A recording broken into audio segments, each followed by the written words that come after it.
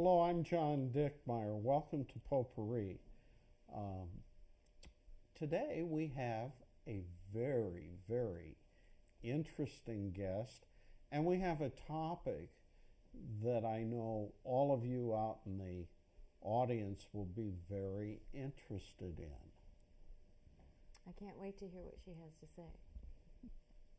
Well, it may be what she has to say, but it may be what she has to demonstrate. Our guest is Dr. Zukowski, and she is a hypnotist. Hypnotherapist. And more than just a hypnotist, a hypnotherapist. And there is a difference. Mm-hmm. So please explain the difference. Okay, there's a vast difference. It's like comparing a massage therapist to a doctor or to a chiropractor. A hypnotist only hypnotizes a person and then has the training to just give suggestions called post-hypnotic suggestions. And hopefully that's going to take effect afterwards. But statistics show that's only about 15% successful. So that's not very good success rate. And then when you're really stressed, the same problem can arise again. What I do is way beyond that. My doctorate is in clinical and medical hypnosis, where I use the subconscious mind, which is the same thing as when you're daydreaming, you're in your subconscious then, where I can direct the person's subconscious mind to, like a computer, to go to the things that have happened in the past that have developed the problem. Because everything about us stems, we weren't born that way, so it stems from something that has occurred in our life, good or bad. We are who we are based on our past. And if there's a problem, I just direct our subconscious to go to whatever happened in the past, those things, and then I direct their mind to correct those feelings and emotions, and then there's no longer a problem. And the results that way are permanent. And for like habits, you don't have to pick up another habit in its place if all of that now has been resolved. It's important to address whatever at the root cause. Yes. Because whatever is not addressed will come back. Exactly. And you run into all kinds of problems. Oh, yeah. Then. My feeling is, after reading a number of your books, that what you suggest, what you say, is as important as saying it. Yes. I've learned so much about words and other and gestures, and everything that you do has to be focused in a way to get the right kind of success. Exactly. Or you can get just more of the negative if you don't focus correctly. And we talk about positive, but sometimes that isn't as easily right. People said don't fully as done. understand what it really is or how to do it. Let's address some of the popular notions out there. You're not Svengali. No.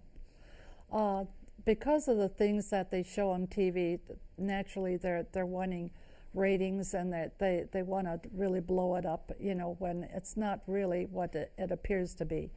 For example, stage hypnosis. What they don't show you before the program starts, they ask for volunteers. Well, naturally, nobody's going to volunteer unless they're willing to have fun up there and be subjected to laughter. And then before the show starts, the hypnotist hypnotizes the ones that have volunteered and then picks out the ones that are the very best subjects that he feels will be doing the very best reaction, and has the others, thanks the others, and just has them sit down.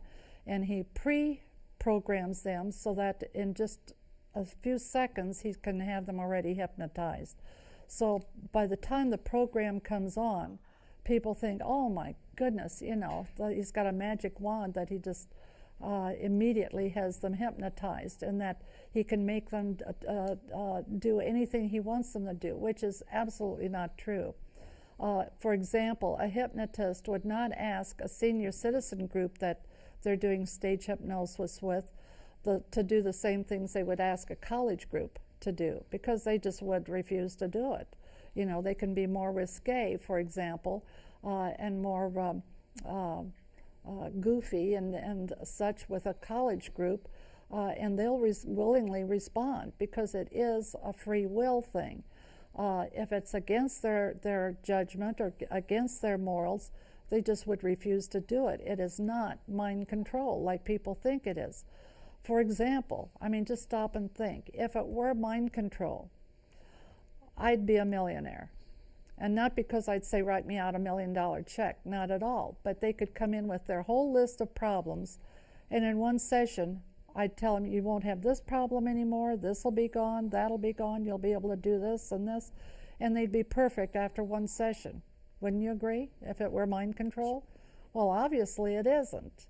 So the person is really in control.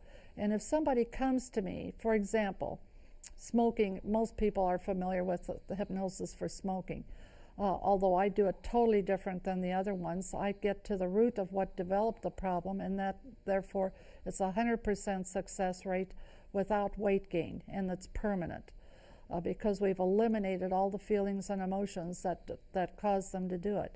But if the person is not sincere about wanting to quit, and they're there only because their doctor or their friend or spouse has made them come, I can't force them to quit. It's all a free will thing. I can only help them to achieve what they really want to achieve. So on the average, when someone comes to you for smoking or whatever, it's dependent on that person and the root of the problem, how long they're going to have to come to you. For habits, it's usually no more than about 3 sessions, seldom 4. It's amazing how fast it goes. So they shouldn't expect a miracle in the first time. Well, they're usually down to about half or more after the first session already. So they already know that it's working for them. Depression and anxiety, there's so much of that now. And I'd say a great majority of my clients are for depression and anxiety. About 3 sessions, even if it's been a lifetime of it, and they're heavily on medication. About 3 sessions, 4 at the maximum, and it's never a problem ever again. And after the first session again, they already start noticing a change. It's very, very quick when you use the entire mind instead of sitting there in a therapist's office with only the 2 to 7% of your thinking mind and try to figure out what's causing your problem. That could take a lifetime. And your conscious mind doesn't always, and the thinking part of your mind doesn't sometimes have a clue what really brought it on. For example, with smoking, it seldom has anything to, if ever, anything to do with cigarettes. It has to do with feelings and emotions that they're pacifying. So the things they regress back to almost never has anything to do with cigarettes. So how would they be able to ever figure that out? And it's true with any problems. I've worked on terminally ill people, and even illnesses stems from something in your past. You just don't all of a sudden get sick. Something brought it on. And there's an extremely good book that I hope people that are viewing are going to write down and get. The library, I know, has it. Otherwise, it only costs about $15. It's called Deadly Emotions. And it's written by Dr. Don Colbert, a physician. And he says everything physical stems from something emotional. Pain, illness, everything stems from something emotional. You just don't wake up one morning for no reason and get something.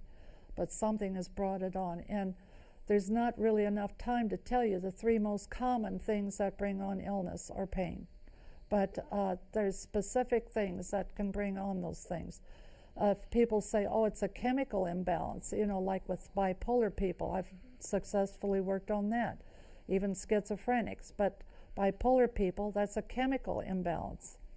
And it's a known fact, science has proven that our chemistry is affected by our emotions. And then that, in return, can cause illness or a disease. So it doesn't take much to understand that, what's going on will affect our emotions and thereby affect the chemistry that we have in our body. For example, if a person is an angry person, that is an extremely negative and bad emotion for illness. To be constantly suppressing anger is very destructive to oneself. You're taking it out then on yourself, your anger, instead of venting it or expressing it. You don't have to be nasty with people, but you should express your feelings. If you internalize it, it's going to have a negative effect on oneself. Hurt feelings, anything that's a negative. And I hope we have some time. There's a technique that very few therapists, even hypnotherapists, know, called anchoring. And I have it in my books, where in just a matter of sometimes a minute, you can get rid of any bad feelings. The most traumatic things, for example, death by suicide of a loved one, would take maybe up to 20 minutes or more. But it resolves very quickly the negative feelings that we've experienced from either long ago or recent. And it's a very simple little technique that I hope we have the time that I can walk people through. Well, let's look at some techniques that might work.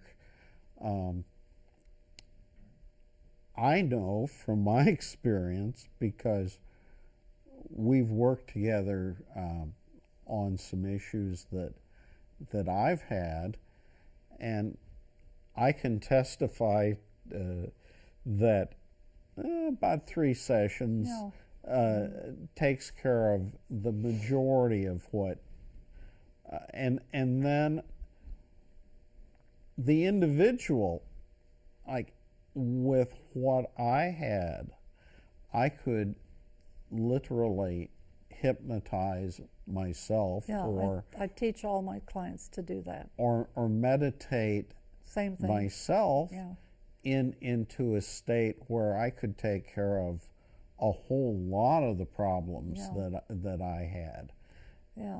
And also when a person is in that mental relaxed state and they're fully aware, as you know, the blood pressure comes down, so you're much more relaxed. And they found also that your immune system actually increases. So people who do meditation, which is the same thing, or hypnosis on a daily basis, even just for 10 minutes, will keep themselves much healthier because their immune system is going to be increased.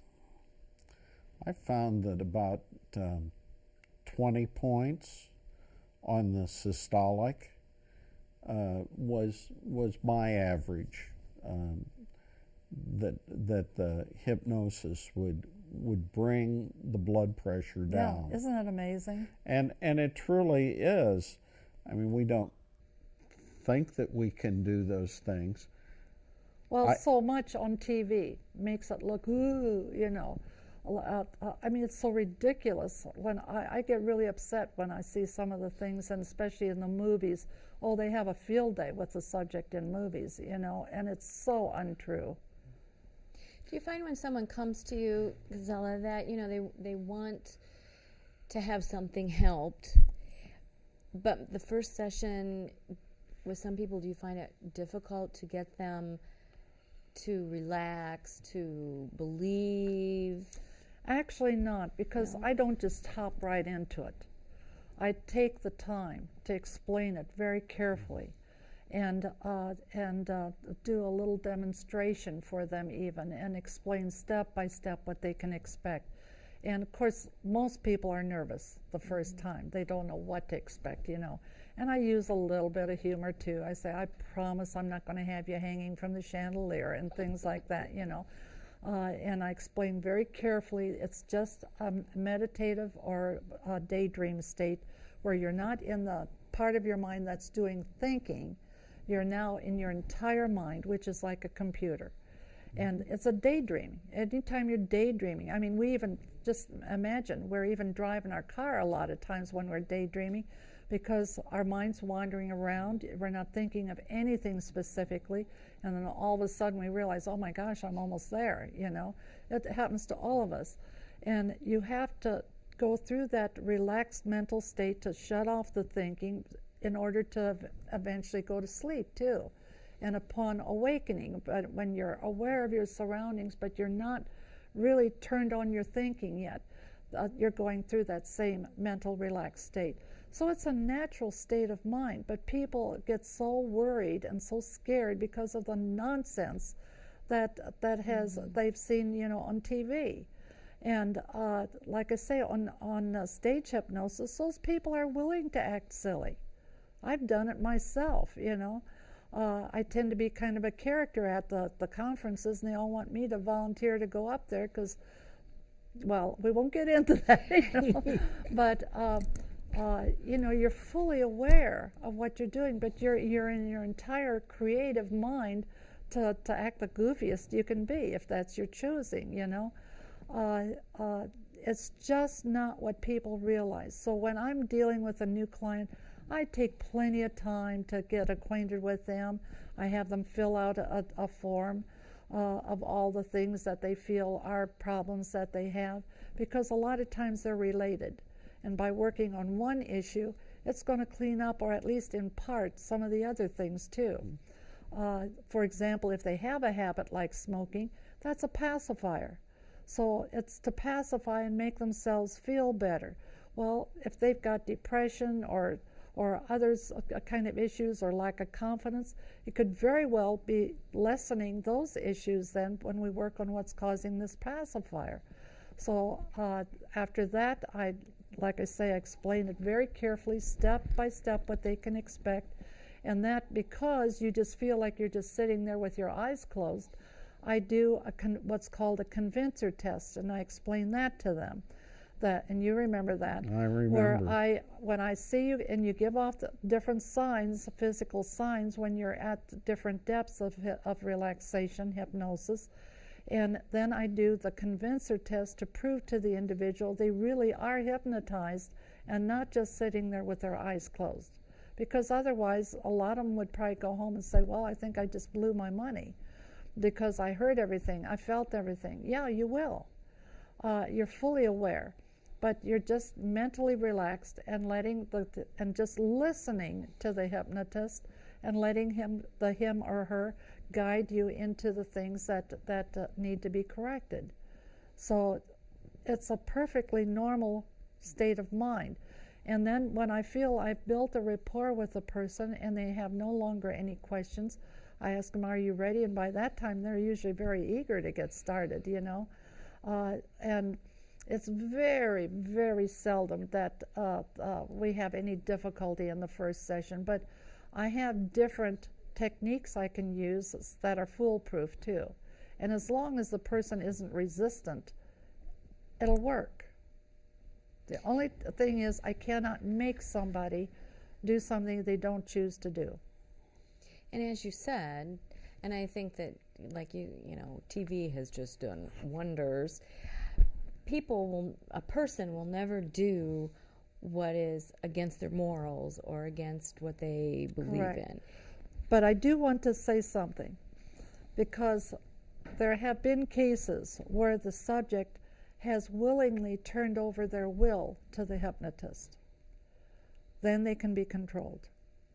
And there's absolutely no reason why that should ever happen, that the hypnotist would have you turn your will over to them. But there have been cases where that the client did that unwittingly.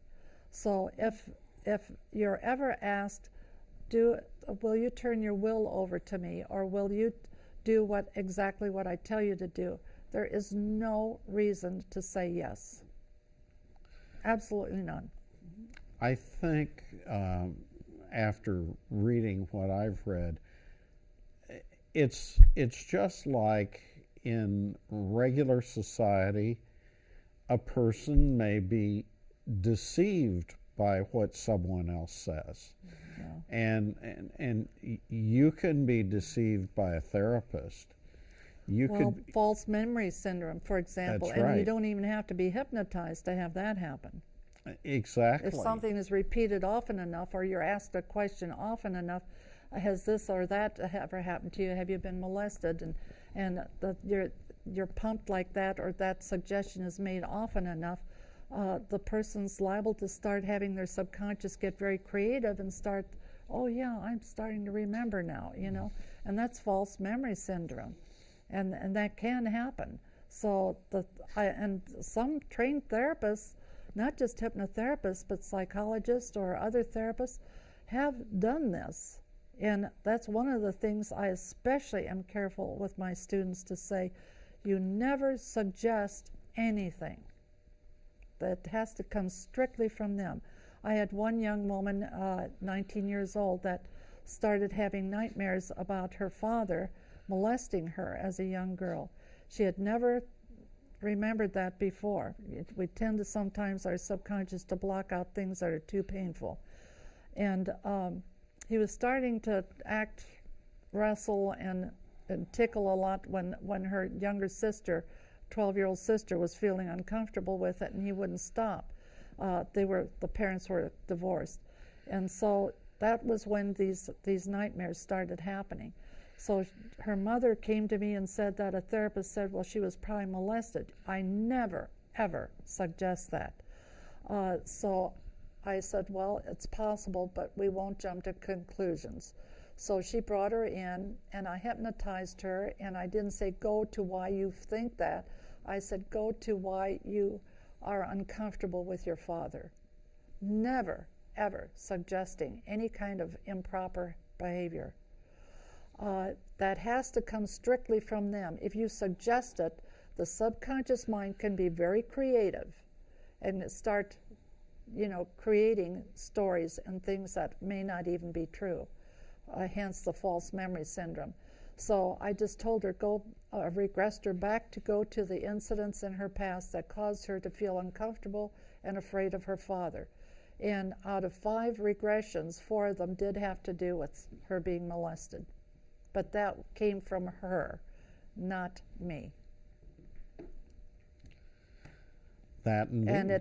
And I was on in court on their behalf because the father wanted to have the youngest daughter still come for visitation, and she really didn't feel comfortable with it anymore.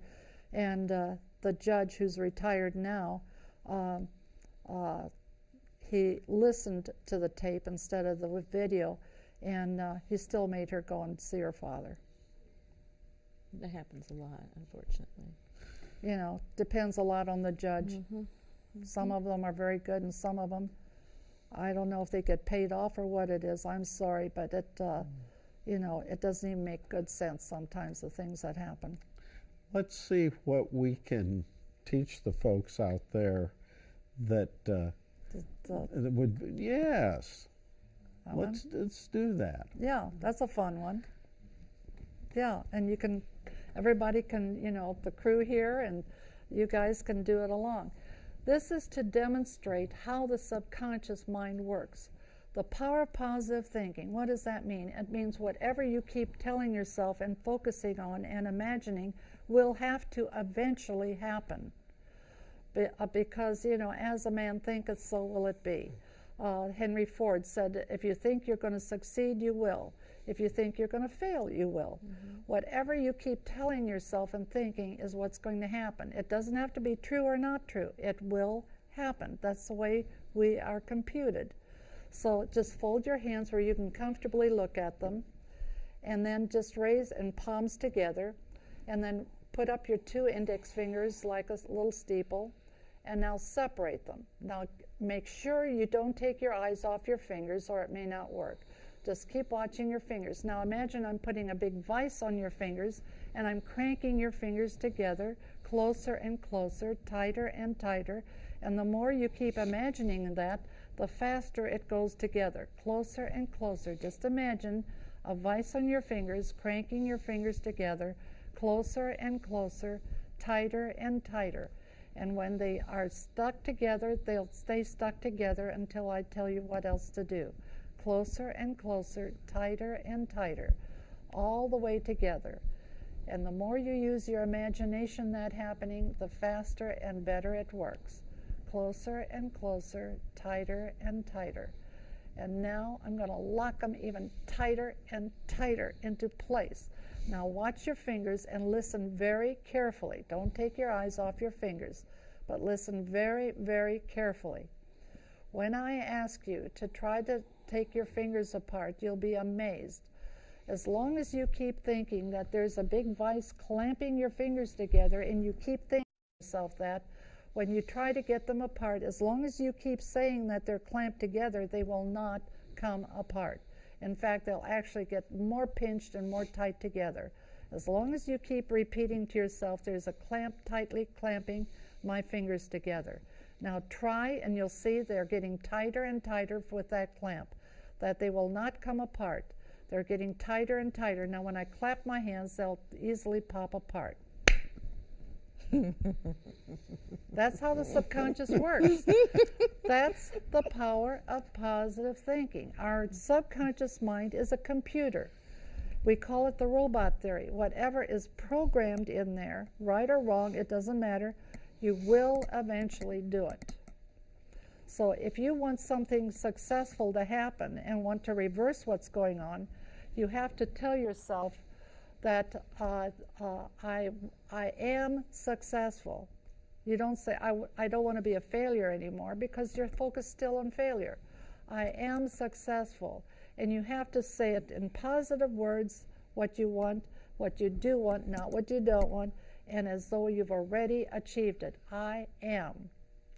And we have been successful today in demonstrating at least one of the things that hypnosis can do.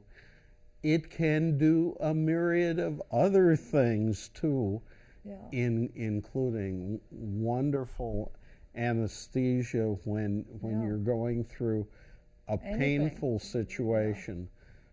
We won't do that now. No, but I had a root canal done with my self-hypnosis. We thank you so much for being with us today. I'd love to have you have me back where I could teach people how to get rid of bad feelings. I think we can do that. Thank you, folks, for watching. I'm John Dickmeyer, and this has been Potpourri.